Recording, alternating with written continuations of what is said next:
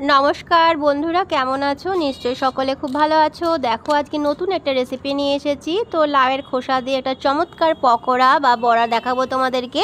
এটা ডাল ভাতের সাথে ভীষণ ভালো লাগে, বা বিকেলবেলা তোমরা শুধু শুধুও খেতে পারো, খেতে খুব সুন্দর হয়।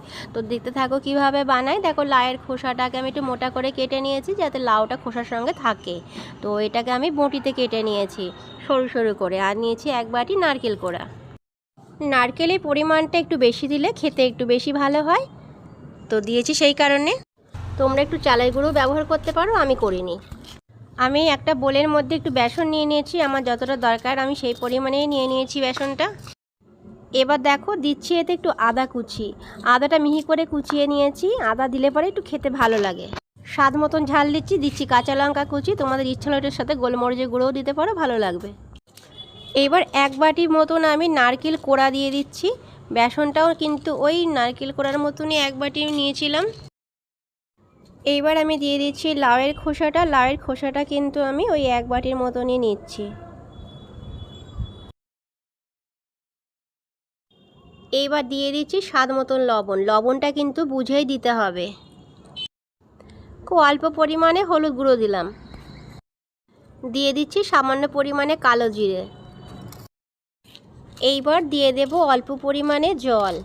জলটা অল্প করে দিতে হবে, আগে মেখে দেখতে হবে, লাগলে তখন আরও একটু দেওয়া যাবে। তো লাগলো না, মাখা হয়ে গিয়েছে, আমার আর জল দরকার হয়নি, বেশ আঠালো টাইপের হয়েছে মাখাটা। এইবার আমি পকোড়া বা বড়ার আকারে ভেজে নেব।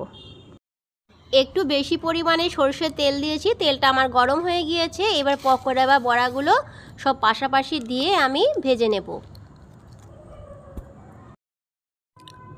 কিছুটা আমি কড়াইয়ের মধ্যে দিয়ে দিলাম, এখনও কিছুটা বাকি রয়ে গেল। তো এইবার আমি গ্যাসের ফ্লেমটা কমিয়ে দিয়েছি, একটু বাড়িয়েছিলাম। এখন বেশি বাড়িয়ে ভাজা যাবে না, তাহলে কিন্তু পুড়ে যাবে। বড়াগুলি আমি এক পিঠ হয়ে গিয়েছে, এক পিঠ আমি উল্টে দিচ্ছি। তো এইভাবেই আমি লো আর মাঝারি ফ্লেম করে বড়াগুলি ভেজে নেব। বড়া বা পকোড়াগুলি দেখো ভাজা হয়ে গিয়েছে সুন্দর করে। এবার আমি নামিয়ে নেব। বাকি কিছুটা ছিল, তো সেটাও আমি একইভাবে দিয়ে দিলাম কড়াইয়ে। এবার ভেজে নামিয়ে নেব। সব কয়টি বড়া বা পকোড়া আমার ভাজা হয়ে গিয়েছে, আমি নামিয়ে নিয়েছি। অসাধারণ একটা গন্ধও বেরোচ্ছে। তোমাদের যদি আমার রেসিপি পছন্দ হয়, আমার বগলা কিচেনে অনেক রান্নার সুন্দর সুন্দর ভিডিও দেওয়া রয়েছে, একটু দেখে আসতে পারো। আশা করছি ভীষণ তোমাদের পছন্দ হবে।